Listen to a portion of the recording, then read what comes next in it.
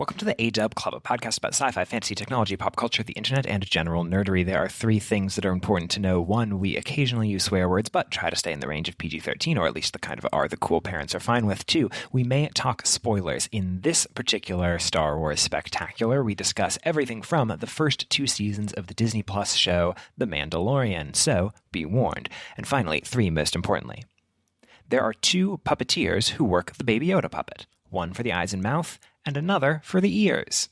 With that out of the way, welcome to the clubhouse. We have space snacks.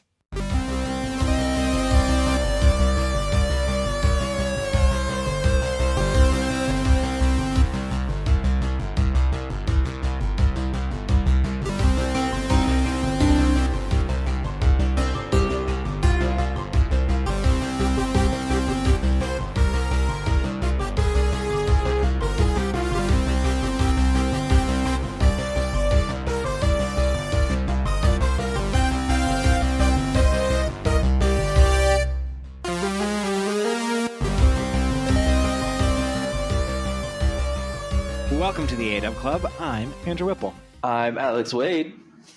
And this is, I think, the first year in a while where we haven't done the traditional record an episode in one of our basements while we're home in Seattle for the holidays. Yeah. Which I guess because being indoors talking into microphones loudly is not great in a respiratory pandemic, but still, pour one out. Yeah. I still have that A-Dub Club sign that we put up on the wall like 5 or 6 years ago or something in my basement. Is it still on the wall? Yes, it is. That's incredible. That's nice. I have no bits that I can say on top of that. But that's not what we're here to discuss. We are here to, do we count this? Is this a Star Wars Spectacular? Or is this, by virtue of it being a streaming program, need to be taken or rung down? I think it counts as a Star Wars Spectacular. Okay. All right. Well, this is then, I guess, our third Star Wars Spectacular and first not on a movie. No, we've reviewed more than 3 Star Wars things, haven't we? Only 2, I think. Or at least only 2 on the podcast. Okay. Really? Because we started in 2017. So we did Last Jedi, Rise of Skywalker, this. I don't think we ever did Rogue One or Solo. Huh. Okay. We can add to the list, though. Yeah, absolutely.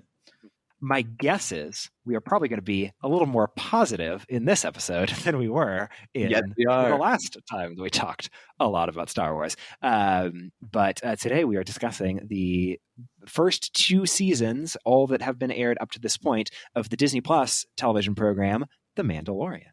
And so I guess our question is, what did you think of the first 2 seasons of The Mandalorian?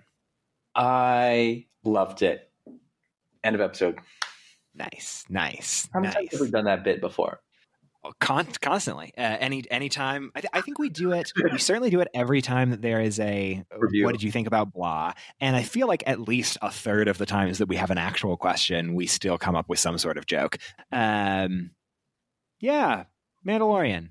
Mandalorian's a good show. I like it a fair amount is maybe where I will come down on it, and we can discuss more my pros and cons with it. But yeah, no, I think it's good. It's refreshing. It's interesting. It's got a lot to talk about, to be sure.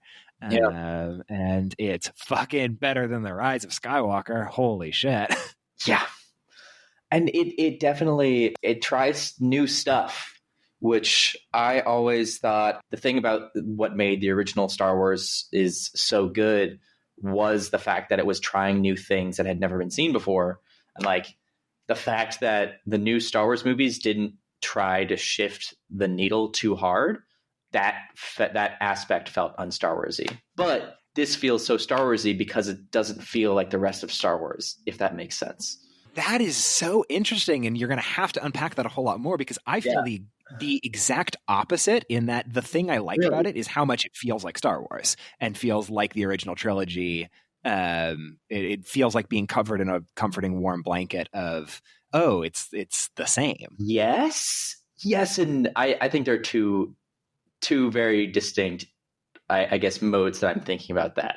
One, the actual like vibe and feel of the show, and the time that it's set in all feel like old classic Star Wars. What doesn't feel like old classic Star Wars is I feel like the gringy, the anti-hero kind of vibe to it, and the episodic nature of each episode that feels kind of untied and untethered to any greater story, which is one of my complaints in a second. But spoiler-free stuff first.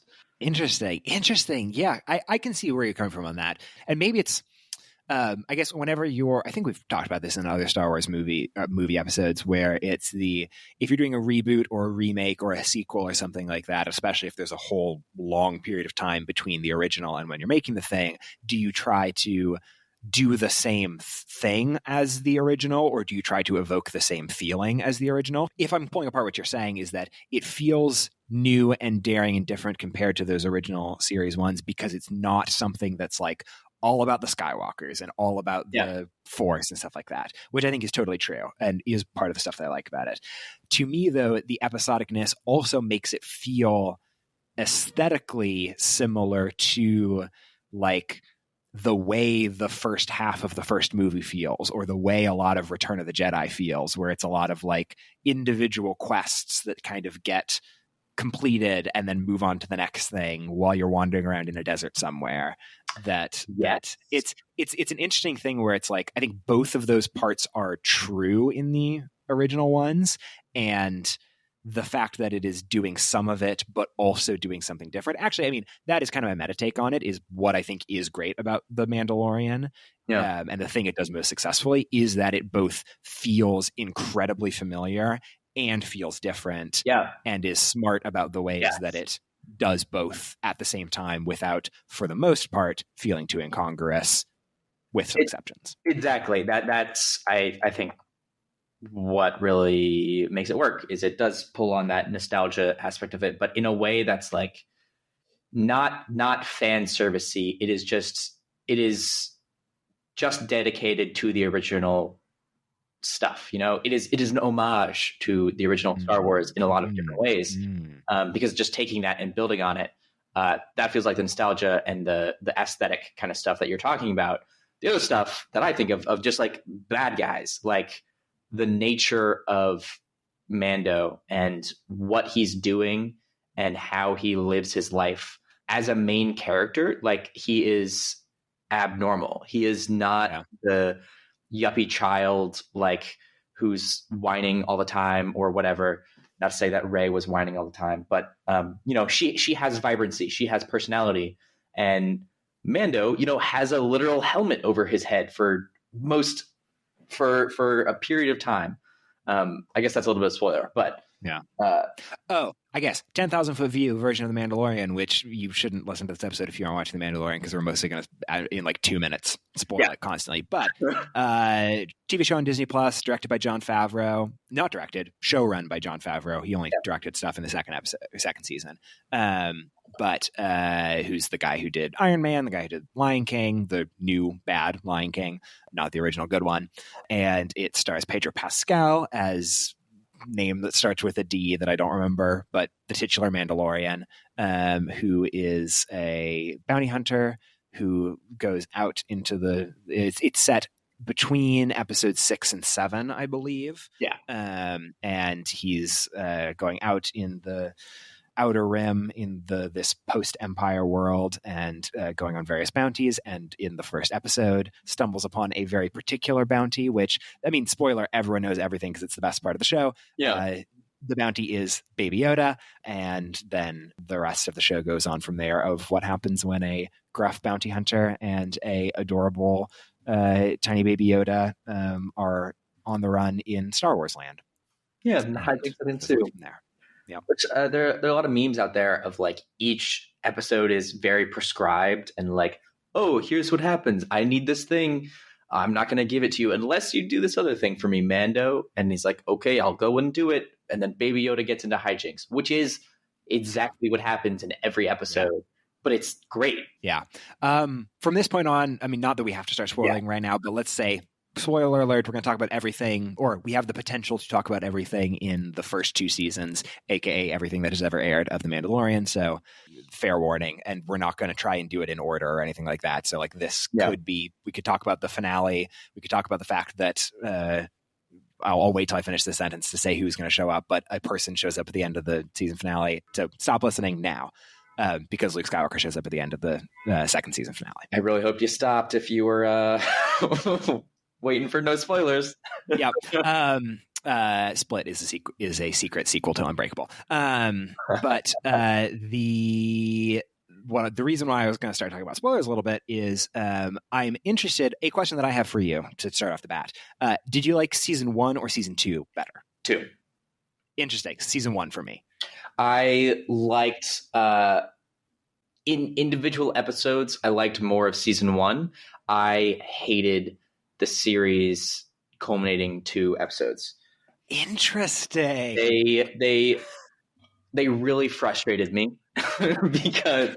Did you love them? Were those your favorites? So of you're talking about the finales of season 1, right? Yeah, it's like episode 7 and 8, probably. Cool. Okay. Season 1 is I like season 1 more than season 2, and I think my favorite episode is the season 1 finale.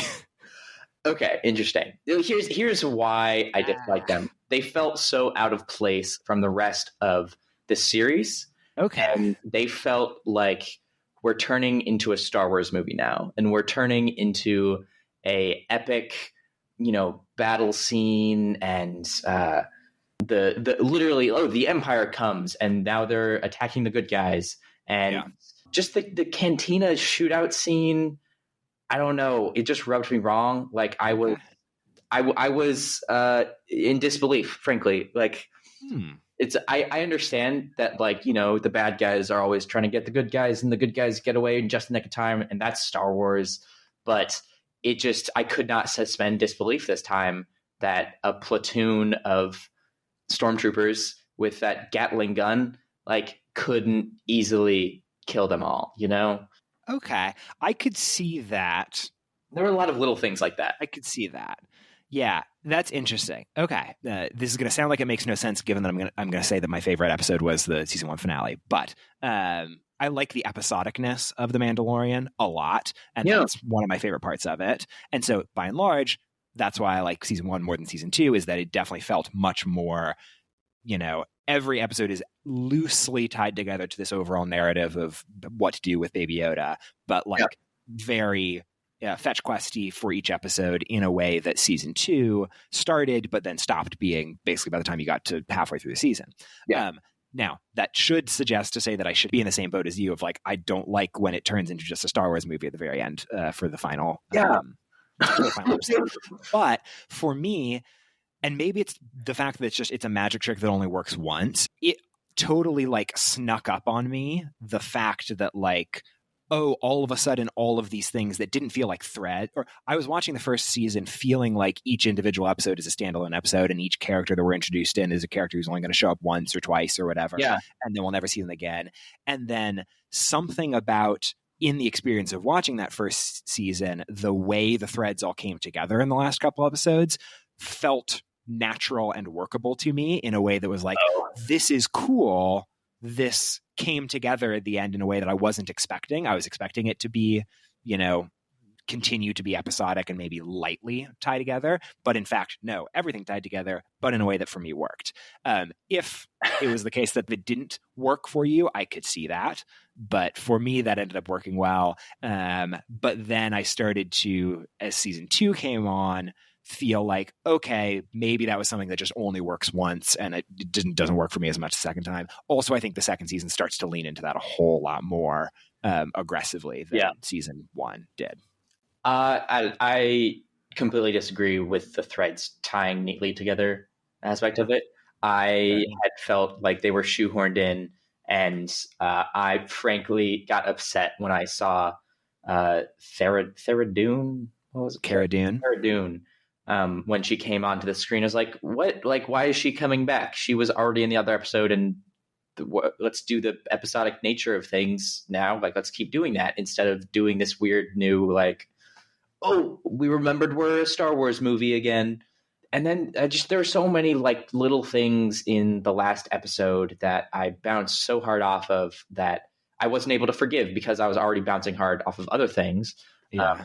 Like the commander being in the TIE fighter to fight against the crew, right? Like Counterpoint, it was cool though. It was cool, but like Cool. I rolled my eyes when I saw that. Like, yeah, That's fine. But it gave him a chance to use his jetpack. No, I can see that. And it's definitely something that like it works if it works. And if you stop buying it for a second, then especially given how different it is from the rest of the season, like that's the one that you can bounce off of a lot if you aren't already bought into it.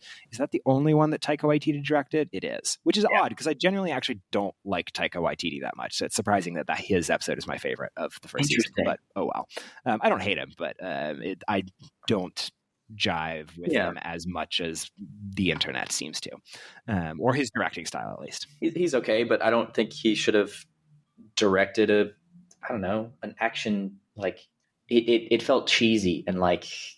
I don't know. It felt off. But and for the second season, it was less episodic in nature, but it lent itself better to tying it all together, in my opinion. Like the first, I want to say like 4 or 5 episodes were just straight episodic and like not, related to any greater story. And then it started slowly incorporating these things into the final episodes, as opposed to, we're going to go on a fetch quest, or we're going to do the scene where he goes and he gets his whole crew up from all the past episodes so that we're all together in one, montage. That's what I'm looking for. Mm-hmm. Yeah, so I think my things with season 2, one, I think some of it just has to be attributed to the fact that like I liked The Mandalorian but didn't love it necessarily. If it had just ended with the first season, I would have been like, great, that's all I need of this. It did what I needed it to do, which was be a fun palate cleanser after The Rise of Skywalker fucking sucked. Sure. Especially, man, the fact that they were coming at those were at basically the same time was such a weird whiplash of like, Star Wars is terrible and dead, but also here's a very cool new Star Wars thing at the same time. And it's the one that's on Disney's corporate streaming service that's the one that's good, and the one that's in theaters is the one that's bad. So I think some of that is also that's like I was because I got everything I needed out of a Mandalorian, I think I probably was just primed to not need season 2 as much. But that being said, the thing that I don't love about season 2, it just does like too many real Star Wars characters are in it. That is the big thing that sort of turns me off of it from it. It's like, and especially the fact that like I never saw Clone Wars, I never saw Rebels, and like the fact that it was enough that Ahsoka is cool. And it was fun to see Rosario Dawson in the show. I enjoyed that. Yeah. And of course they had to do Boba Fett at some point. Like there's no way that they wouldn't do Boba Fett at some point in a TV show called The Mandalorian that's set at this point in time. The thing that sort of bummed me out was when I was looking on Wikipedia and saw that Bo-Katan is an actual character that is from Clone Wars, that is like a main character. And I'm like, Are you kidding me? There was 3 of them. And then that kind of made, again, it was done really well other than the actual CGI of it.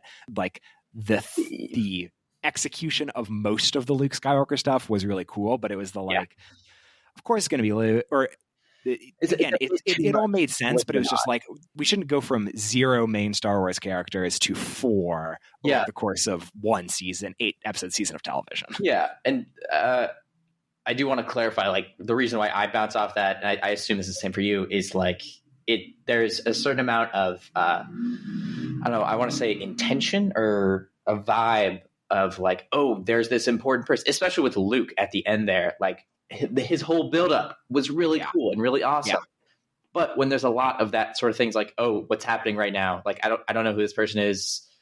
There are 2 white lightsabers fighting in the mist. Is that supposed to be significant to me? Mm-hmm. And then, this really cool like Jedi comes out and like that's cool and interesting. But it made me feel like, this is something more that I'm supposed to be getting, but I don't, because I'm not like a Star Wars, I don't know, huge geek. I mean, I am, but like not like, one of the Star Wars people, Totally. And I think the bummer is that, again, I liked season one. I liked the finale of season one a fair amount. That I think in comparison to the way that it handles the characters who are created on the actual show itself, I thought it was super cool that Bill Burr came back in season two. Of like, great. This is a character that I really like that was introduced in the world of the show. And I guess that's also part of it, is that like this show is interesting and unique enough and is giving us slightly different flavors of the Star Wars world, that opportunity to, instead of creating the next Ahsoka, we are using Ahsoka again. She was cool. I actually liked that episode a fair amount, and Rosario Dawson was pretty good in it. But in theory, I guess it's a missed opportunity. Or if there's one or two of them, if this had been Boba Fett and Luke in this season, and then like Ahsoka later in season 3 or whatever, that'd be cool. But you want to use it as the icing on top, not as the whole cake itself. Yeah. Also, the fact that very, very clearly, and it has in fact been confirmed, that, this was the backdoor pilots for the Ahsoka and the Boba Fett TV shows that are coming out in the next couple of years. Yeah. Which, that is actually something that the end of season 2, when they went and took over Boba Fett's new palace or whatever, Jabba the Hutt, whatever, right? What I thought that was like, okay, the Mandalorian is now about Boba Fett, and like we're done. I honestly think that was a great ending. Like, I want it to be.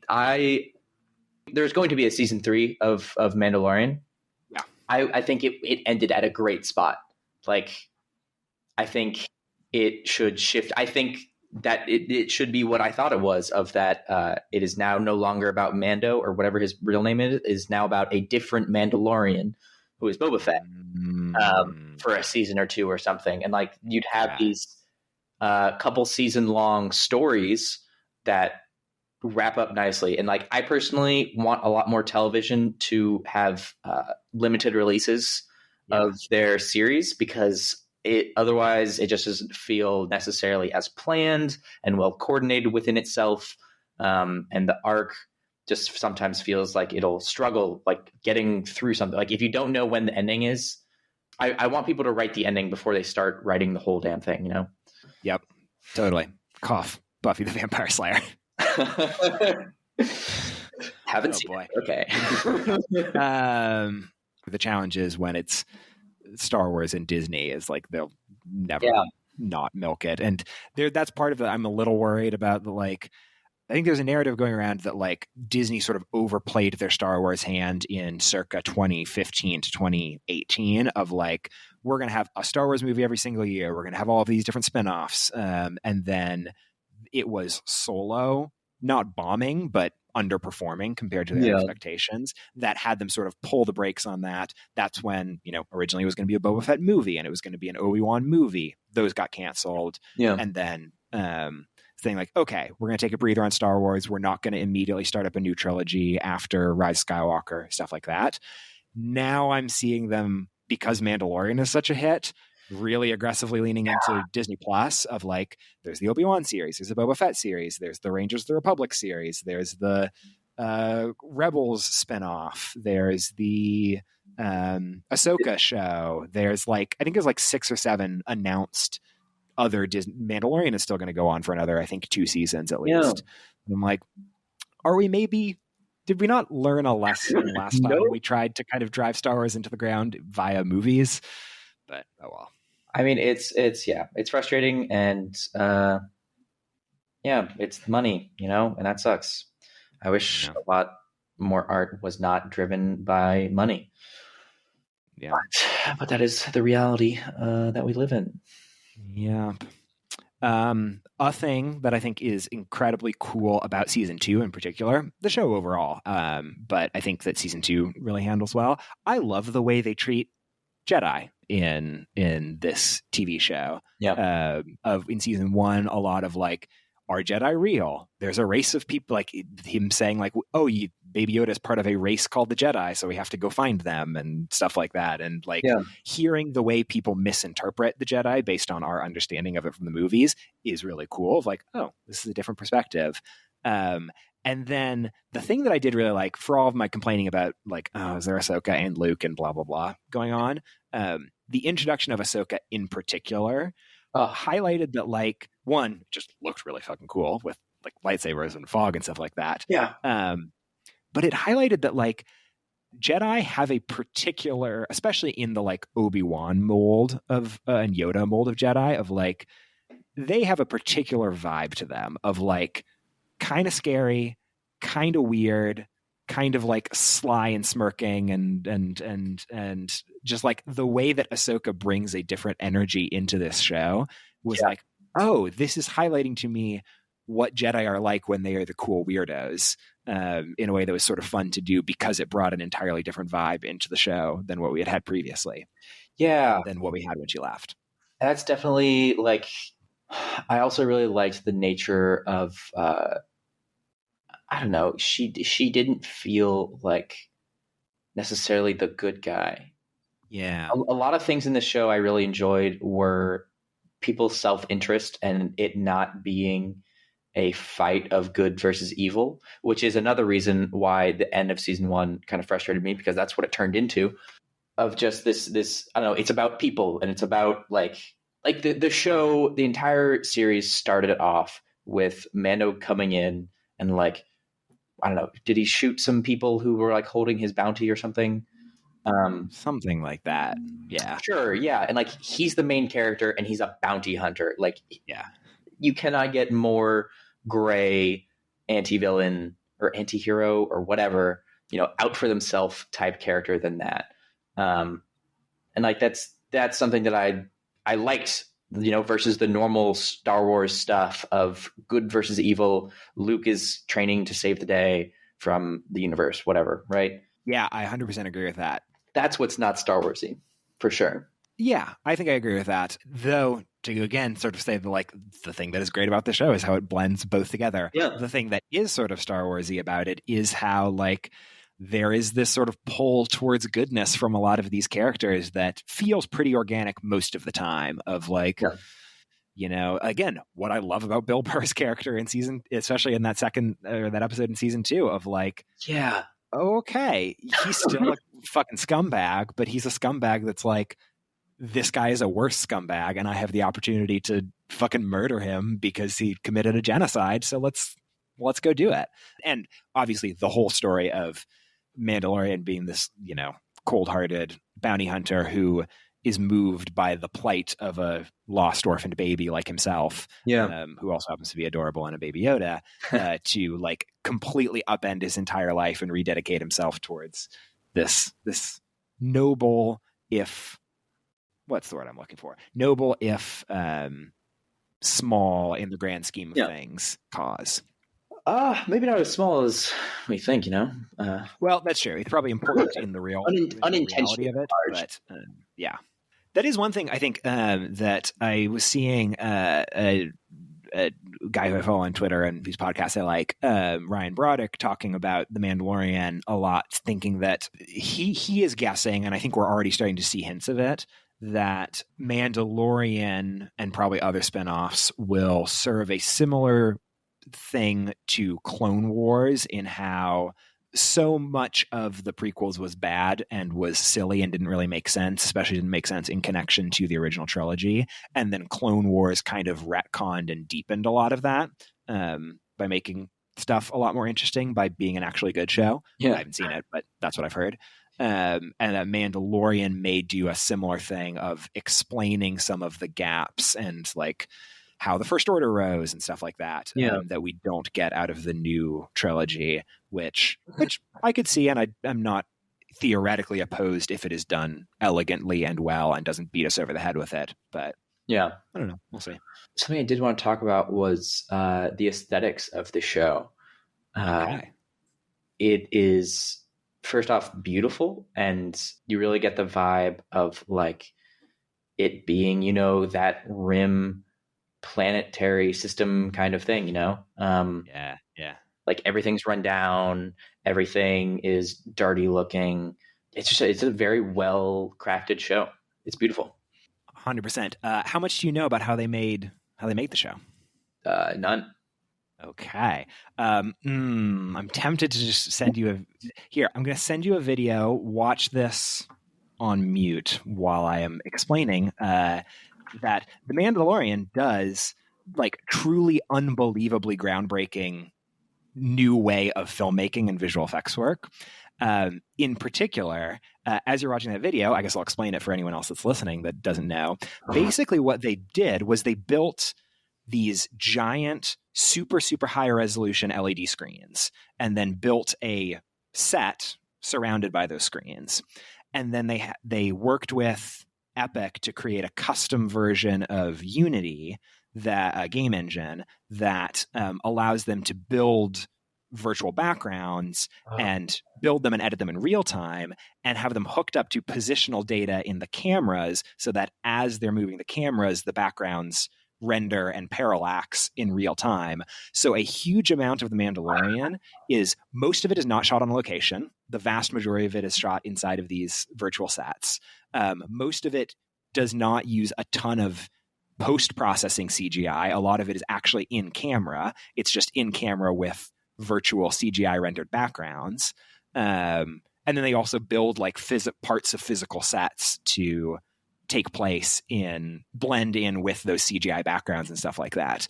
But it is like fucking unreal. If you're watching this video in the background of seeing like the kinds of stuff they are doing it is truly, this is the thing that is like the next evolution of green screen that this show is pioneering. There's a whole actual on Disney Plus.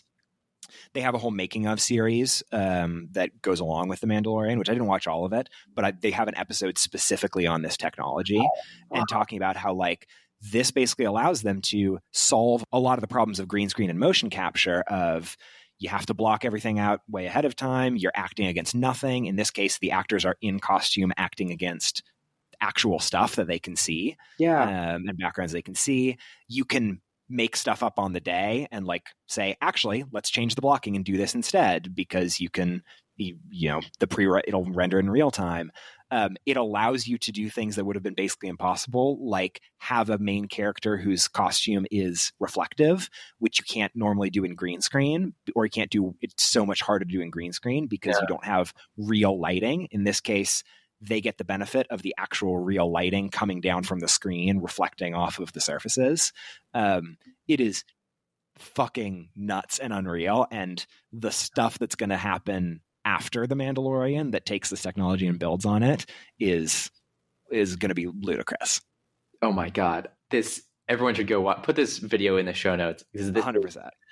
Insane how they're doing these things. Yeah. It's beautiful. And as an actor, like, I mean, I've never acted against a green screen, but I imagine it's very difficult. And I can imagine that this would make things so much incredibly easier. Yeah, I mean, it brings the world. I mean, that's the thing. When I was watching the interviews and stuff talking about it, about all the directors who are raving about being able to work with this, all the actors raving about being able to work with this, is that it brings performance and directing back on set and on the day of, rather than being primarily a previs or a post-processing thing. Wow. Okay. Which is fucking cool. And yeah, the fact that like, I think if I was this is me half remembering from, I guess I probably should have rewatched this before this episode. But I think if I remember correctly, the inception for wanting to do some of this stuff did come from a lot of Jon Favreau's work on not good movies, but like that photoreal animated Jungle Book and Lion King and stuff like that. It's like, it was a lot of his work on that with ILM, with Unity, that sort of got it in his head to like, let's try out some of this. Basically, I guess it's like a crazy souped up version of classic rear projection film stuff of like, in all those movies that you see where there's like the car driving and there's the projector reel of the scene behind them. But like, yeah, it's fucking crazy. That is the future. Like it's like being on a holodeck in Star Trek level of sophistication. I mean, obviously the things aren't being manifested in reality, but that's crazy. Wow. Yeah. And I mean, the fact that the thing that was so surprising the first time I saw this video is I would have bet, like, the whole thing that I would have said about The Mandalorian is like, I love how it feels so tactile. I would have certainly said something like, I love how they go and shoot on location, just like the old movies did and stuff like that. And in fact, no, they actually shoot on location less than most movies do. They're using less post-processed CGI. Obviously, the whole background is CGI in this case, but it's in camera. It's so fucking. It's weird to talk about it because I'm just talking about a thing that is much better seen. But like, yeah, seriously, if you haven't seen the video, please do. Yeah, it'll be much more entertaining than listening to the rest of it. Wow. Okay. Yeah. One last side note of aesthetic things of Baby Yoda. Baby Yoda being a puppet. Fantastic choice. Baby fucking Yoda. God, Baby Yoda. The fact that we haven't really talked about Baby Yoda yet, because Baby Yoda is not only the co-lead, but is like, actually, okay, that was the thing that got me first interested in The Mandalorian, and first, like, this seems like it's a show that I will enjoy. And then watching that first episode, and you're like, okay, this is fun. It's all the stuff that we've been talking about. You're got the anti-hero. The action scenes are cool. It looks and feels really tactile. All that fun stuff. The thing, though, that got me actually hooked on that first season was like, oh my God, it's a fucking super, super cute, adorable Baby Yoda. Yeah. And like, and here we go. Let's roll. And the fact that they just totally leaned into the fact that it's like, yeah, we talked about this in our Rise of Skywalker episode. One of the few things we can comment on that movie is how cool and weird Bobby Frick is. Same sort of vibe of this, of like weird puppet, very cute. Baby Yoda's not really unsettling. So that's one difference between the Bobby Fricks of the world. But like, it's just, and they lean into the fact that like a lot of the show is bits of Baby Yoda acting like a Baby Yoda, wandering around and like playing with the little ball on the thing and being a child and just doing crazy shit. And to your point about people being anti-heroes and Morley Shades of Grey, the whole subplot of him trying to eat frog ladies' babies for multiple episodes and being like, okay, even Baby Yoda's got some darkness in him. Got some demons in there, do you? Or at least poor impulse control. Yeah. Baby Yoda, he's just so adorable. Adds levity to the show and just really like softens up the main character. Yeah. Like, and seriously, he looks so cute. He's a little Baby Yoda with a little like, and I love the little like sack thing that he wears is very critical. Yes, the adorableness. It's like he's a wise old man, except a baby. Yeah, because he's 50 years old, right? Yeah, it's crazy. What else about Star Wars and The Mandalorian? What else about Star Wars and The Mandalorian? According to Wikipedia, The Hollywood Reporter says that Baby Yoda represents the future of Hollywood. I agree. While we're on the subject of Baby Yoda, though, I do say the fact that was a complete and total surprise and didn't get leaked at all was also very cool. But, like, it was just a what the fuck? It's a Baby Yoda. Yep.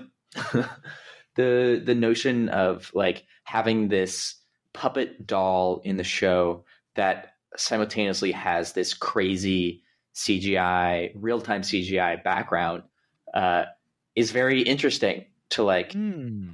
It's using practical effects in the right moments, Yeah. I very much hate both people who are like new technology, good, use it in everything, and then also people who are like, oh no, classic filmmaking style, do everything practical effects. I hate both those camps. Like, no, you need both of these things. You need to figure out, what suits best for a scene, for a show or whatever. And in this case, having CGI backgrounds and a puppet works. That was a very, very good point. I hadn't thought about that. Jon Favreau's career is so weird that it's like the guy who made a bunch of like some 90s independent movies, made the movie Chef, is also the guy who started the MCU, kind of kicked off I guess Jungle Book wasn't the first one, but like really kicked into gear the whole, with the Jungle Book, the whole Disney live action remake trend. created The Mandalorian, which made everyone love Star Wars at the same time as everyone was starting to hate it because Rise of Skywalker sucked. And all three of those are like massive technological leaps forward for how cinema technology works. And it's from a guy who like made Chef and Swingers. Yeah. So weird. I definitely, I don't very much subscribe to the notion of people having widely varying personality interests, I guess, for lack of a better word. Mhm. Like me, I'm an actor and a software engineer, breaking stereotypes. Nice. What else? Werner Herzog is in it. He's fun. Oh, yeah. What? Actually, yeah, that was another thing. That's so weird. To bring it back to me generally liking season 1 more than season 2, I do feel like season one feels weirder and takes more of those swings that like don't make sense on paper but totally work. Of like, okay, Werner Herzog's going to be in a Star Wars TV show for a streaming service. All right, fine. Carl Weathers is going to be like the boss guy. Cool. All right, we're going to have a Baby Yoda puppet. All right, let's see what happens, and then it's good. Yeah. Whereas season 2, it felt like, again, maybe it's just that I was primed, or I was already in the mode of this is what Mandalorian delivers. Therefore, even the strange things didn't feel as strange.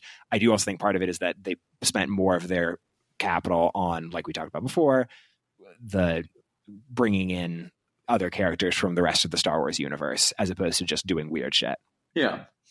I very much like the direction it's going, and I like the risks that they took, and they paid off very, very well.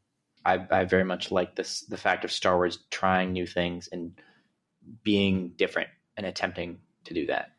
Because if you're not taking risks, then you're just money-grubbing pigs. There you go. According to Wikipedia, Donald Glover, or Favreau has credited Donald Glover as the source of the strategy to keep Baby Yoda's reveal a secret. Hell yeah. He's my favorite actor, I think. I always said he was my top 5. I think Donald Glover is my favorite. I don't want to say actor, my favorite like artist. Yeah. As an actor, he's great and has done a lot of cool things, but I love him for all of the things he's done, I'd agree with that. He's definitely up there. Yeah. Who's not my favorite actor? I guess we have to talk about it because it happened like this fucking week. Gina Carano as Cara Dune, who is both not great. She's fine in the show. Yeah, like she's not great.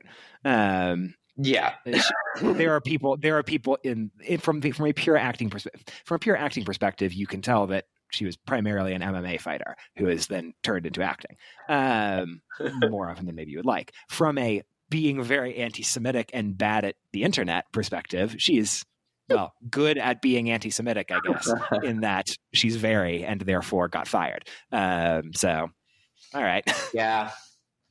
I'm not like I'm neither here nor there on like the quality, what she added to the show. I'm not like thankful in terms of the quality of her acting in the show that she's gone, but I'm also not like unhappy, Yeah. I agree. Although maybe also part of it is that like we're coming from the perspective of like, hey, if the story of Pedro Pascal's Mandalorian ended at the end of season 2, that'd be fine.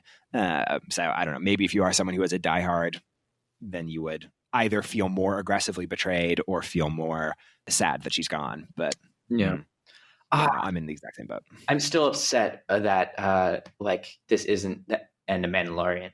Like I really think this ended in like such a cherry on the top kind of place. Baby Yoda is going with Luke, and like it's just such a sad, real ending, of like, bittersweet. Like, oh, you pass Baby Yoda off, and that's all she wrote, and like that now he goes back to whatever the hell his life is going to be. I also really like sad endings, but no, I agree. I mean, I think that's definitely going to be the challenge for season 3. It's very. I mean. Putting my cards on the table, I think it's pretty clearly setting up that a big thing of season 3, which I don't love because I don't care too much about her as a character, is going to be the whole thing of like Bo-Katan wants the Darksaber, but he is now technically the rightful owner of it. Like the Darksaber is going to probably be a big thread of season 3, which the fact that I have to care about a laser sword is not what I want from the Mandalorian. I don't like that character. Like, yeah, me neither. Honestly, again, I never saw the Clone Wars, so maybe I'm missing out on something. But yeah, I mean, it just feels like she's overacting it, like, or maybe not overacting, but I don't know. It feels fake. It feels. Yeah, I kind of agree with that. I think also her more so than Ahsoka definitely feels like they have not told us the context, or like they're expecting us to know the context, and I don't. That's exactly what it is. Yeah. Interestingly enough, this is the one case of it is the original voice actor from the Clone Wars, Katie Sackhoff, is the one who's playing her in the TV show. That's so cool. That's kind of cool. But yeah, no, I agree. I think Rosario Dawson's fun as Ahsoka. I think Tamora Morrison is very fun as Boba Fett. I wish that Boba Fett episodes were better, because I do like, in theory, what they're doing with Boba Fett. I just didn't love those episodes. Yeah, they were a bit too, this is about the plot now. Yeah, I agree. So I guess I'm excited for, and also like if Ming-Na Wen is really going to be a side character in the Boba Fett TV show, then that's cool, because she's fun and I like her. I should actually finish Agents of S.H.I.E.L.D. I'm like many seasons behind. What else? I'm excited for Obi-Wan. Yeah. Kind of off topic, but I'm really glad Hayden Christensen is getting a chance. Me too. Like I same here actually. Yeah, like he deserves it. Like, or maybe not deserves. Maybe that's not the right word. I am excited for it to happen. Same. I agree, and I think I appreciate the fact that I've mellowed on the prequels as I've grown older. Is the thing that I feel happy about that for myself. I keep intending to rewatch them. I mean, I really enjoyed episode 3. It was very actiony and space battle-y, and I'm like, that's fantastic. It's a great. I feel like we've talked about this. I'm sure it's a great space sci-fi action movie. You know? Yeah. I think I haven't seen it. I definitely rewatched them all before Force Awakens. I'm trying to remember if I rewatched them all before Last Jedi or not. Sorry, haven't seen it? No, rewatch them. Oh, okay. I haven't seen them in a couple of years. Gotcha. But if I'm remembering correctly, I think the one that surprised me the most, and it might be my favorite of the prequels, is Phantom Menace. But in the weird way of like the good parts of Phantom Menace are really good, and the bad parts of Phantom Menace are really bad, but not as bad as Attack of the Clones. Sure. And it was sort of a weird thing where it's like it was worse than I remember it and better than I remember it, as opposed to episode 3 that was like, it was good, fun. Yeah. And then episode 2, which is almost unredeemable in how bad it is. Which I still have a weird soft spot for, because it's the first one I remember seeing in theaters, and also Natalie Portman is really hot in the ending of it. True. Oh, actually, okay, sorry. What I was going to talk about is, so when I was talking about Bo-Katan, my guess is that season 3 is at least going to involve the whole Darksaber thing, or that's the biggest thread that they've thrown down on the table to pick up, I guess. But with no Baby Yoda, like, what's the whole emotional point of it? And also, why would I watch the show? Because if I'm not seeing Baby Yoda, unless they do a split thing and it's part Baby Yoda training with Luke and part Mandalorian, in which case I would be into that. Even though it probably would be bad, I would still want to watch it because I like Baby Yoda. Yeah, I don't know where it's going to go, and like I'm going to be upset. Like for most places that I can see them going with it, I'm going to be upset with that. Like, oh, they bring Baby Yoda back, and he's not training with Luke. They get back together for whatever reason. Like, that's cheating. You can't do that. What do you think about the Luke thing?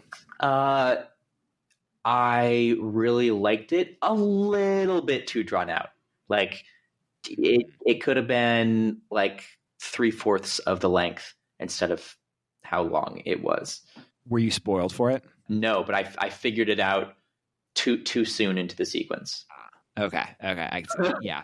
I got spoiled on basically everything in season 2, and that was, I think I would have liked it more if I had either not known or not guessed. Though, to your point, maybe I would have still guessed fairly soon into it. I guess I probably would have guessed at the moment in time when I saw the X-Wing. I loved it. Like I was like, is that No. Yeah. What? Oh, no, yeah. no, you can't. Is that like, I was honestly saying those things out loud. I was so excited when it was happening. And That's then cool. there were a bit too, it went on to like, okay, we get it. Luke is here. Like, let's see it now, please. I can see that. Yeah. I liked it a lot. But again, I knew it was coming. The only thing that I didn't like about it is for a show that looks so good, the deepfake did not look good. It looked worse. I mean, I guess it's on a TV budget as opposed to a movie budget, but like it looked worse than I remember the Leia one in Rogue One looking. I think. I think for deep fakes or things like this, I honestly think they should just have a different actor. Like, you don't need to CGI their face. I've Googled the guy, and like he looks pretty similar. So just have him. Especially if the thing is like, I don't think he's going to be in the next season because the CGI on his face was so bad. Same. Well, I agree. And I think if it's the kind of thing or what I hope the thought process is, if we want him to be an actual character, we should recast him. Especially given that they're like, okay, Rosario Dawson is playing Ahsoka now. It's a little different because it's an animated character, but like, still, that would be fine if Luke was going to be an actual main character. I have to hold out hope that the only reason they tried to go for the full deepfake version is because they expected it to be like a one-time or two-time, maybe shows up again once in season 3 cameo. Yeah. But yeah, everything other than that I thought was cool. And I'm a sucker. It's the same thing what I loved about the Darth Vader scene in the end of Rogue One of like, I'm kind of a sucker for being like, oh shit, Jedi are scary. Yeah. Jedi could fucking go. Yeah. The God nature of like, something I really like is this is tangential to most of the universe around it. So like the Luke story and the Darth Vader story and all that stuff, and Ahsoka, it feels like this person came and is touching on this story and giving so much power and significance in this one moment. That, like, if you were watching that movie with Luke, like learning, this is Luke after episode 6 going to go get Baby Yoda, that would have been like the first scene or something, or one of the first scenes where he goes and he gets Baby Luke or Yoda to start like teaching him or whatever. It would have been a moment in that sequence, which I think that's so cool, that concept. Totally. Yeah. And it definitely like ties into this idea of we're seeing a slightly different version of the universe, and a version of the universe where things like the Jedi are, rather than being central, they're peripheral and giant forces of nature when they do touch down and fuck up your shit. That's definitely having this be, a contained story that isn't about the universe and saving the day from the bad guys is a cool thing. Oh yeah. Okay. Any other major topics to hit on? Would you be able to pick a favorite episode from either season? Oh, I really did enjoy the sand crate episode. Oh yeah. Yes. I love that one. I loved the fish one. I mean, it's interesting because like I liked some of these things I liked in the context of the show as being like unique and different.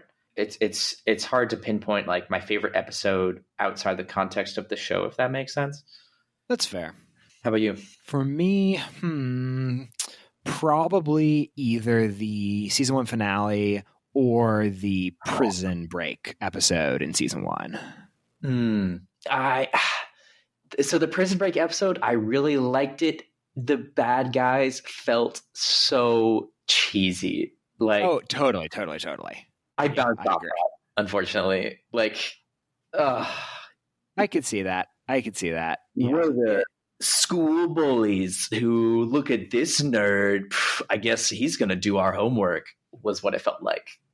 Okay, I could see that. Yeah, I do think that's the one that like part of why I like it is the one that feels the most kind of standalone-y and its own like just fun little weird thing out in the sidelines, and it does nail the weird ragtag band of people going on a heist vibe, and also just because Bill Burr is really fun. Yeah, Bill Burr is fantastic, and I love his gun. His like side mount gun. Yeah. How does he shoot that thing? How does that aim and shoot? It just doesn't make any sense to me, but it's really cool. Yeah. Yeah. I would also say, though, of the season 2 episodes, the Sand Dragon one is probably my favorite. Timothy Olyphant's just really fun as the Marshal in that episode. Yes, I love that actor. I would really like Frog Lady Ice Spider episodes if the Ice Spider CGI didn't look as bad as it does. True. Again, I love Bill Burr, so I like the Bill Burr episode in season 2. I like most of season 2. I basically only don't like the one where Baby Yoda gets captured at the calling out to Luke tower thing. Yeah, that's a bit too, I don't know, hokey for me. Yeah. I also definitely really liked, well, first off, the Jedi. That feels like it's a really good self-encapsulated episode that is just stylistically so cool. Yeah, I'm mixed on that one. I'm it's kind of smack dab in the middle in that it's one that I really like parts of and also kind of left me cold in a way that I'm not 100% sure why. Yeah. But I agree. There's nothing really that I dislike about that episode, and there's a lot that I do like. It's just the sum total, other than being aesthetically cool, which it is very aesthetically cool, didn't do it for me for some reason. I really love the vibe of it. Cool. Okay. Mandalorian. Oh, Pedro Pascal's really good. We haven't really talked about him much, but he's good. Forgot about the acting of the show. It's so good. So much of it is so good. Yeah. Everyone that isn't Gina Carano is playing at the top. Well, maybe Gina Carano is playing at the top of her game, and this is just what it is. We can say that now because she's been canceled, so we can say whatever we want. Yeah, no, everyone's great, and there's so many. And it's fun that Amy Sedaris is on this show. Werner Herzog's on the show. Bill Burr is on. These are people who are in a Star Wars show. That's weird and cool. Yeah, it's a cool, weird ragtag bunch. Giancarlo Esposito's fun. I mean, he's just doing the kind of stuff he could do in his sleep. There's nothing really. This is no Gus in terms of a unique and deep role that he is bringing a lot of extra quirks and pathos to, but he's just so good to watch on screen in any context that he can't be bad. Pedro Pascal is going to be the lead in the Last of Us TV show, as announced last week. That makes sense. Along with the girl who played Lyanna Mormont in Game of Thrones, which was a big talking point. Shout out to the official Lyanna Mormont Appreciation Society, the name of my group text with Matt, Alex, and Benina, which of course blew up on the news of Lyanna Mormont being cast in a HBO show. Did you say Nat? No, okay. Matt. I got it. Cool. Yeah, I think that's all from me. Cool. Yeah, I don't know. Interesting show. I like it.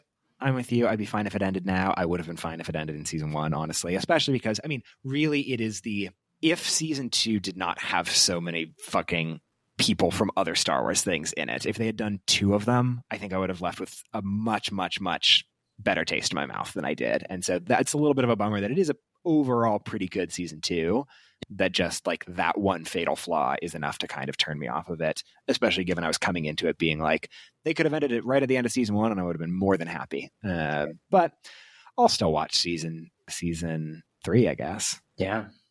So I think that's everything on The Mandalorian. If you have opinions on television programs of the Disney Plus variety, you can get... I did not hear what you said. Keep them to yourself. That's true. And by keep them to yourself, I mean email us, please, at the AW Club at gmail.com. That's THEAWCLUB at gmail.com. You can also find us on Twitter. God, I haven't tweeted in forever. But that is also at the AW Club at THEAWCLUB. I'll post more Blackpink gifs there. You can find us wherever fine podcasts are found, whether that is Apple Podcasts, Spotify, or Google Podcasts. You can also find us at our website, theadub.club. That's THEADUB.CLUB. There you can find our topics guide, which has all the various things that we've talked about. You can click on them if any of those are interesting, and it will take you to the episodes where we mention that topic. Or our starter guide, which has some of what we think are our best episodes to listen to if you want to give that a listen. The fact that our Buffy episode is on there in a week when Joss Whedon got recanceled Yeah. Maybe I'll think about that one again. Or you listen to our Buffy episode and then listen to our, which is also on our starter guide, our "Can You Like Good Art from Shitty People" episode. That is a very potent 1-2 pairing that are both there on that topic, Scott. I'm pretty sure we talked about how Joss Whedon was shitty on the Buffy episode. I think we did. I think he is apparently shittier now than we thought he was at that point in time, which was recorded last year. So keep that in mind. And again, listen to our episode where "Can You Like Good Art from Shitty People?" That is our get out of jail free card for any people we talk about who then become canceled later. But you can find all of that at badub.club. And I believe that is everything. That it is. A-Dub Club out. A-Dub Club out.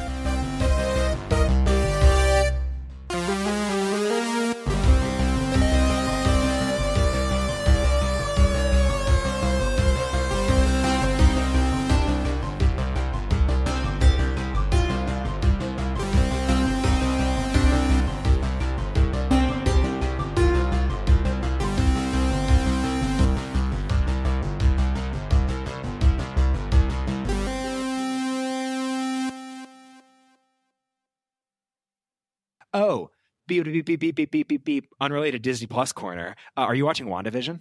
I was about to say, yeah, I'm not up to date. I'm like behind, but yes, I am.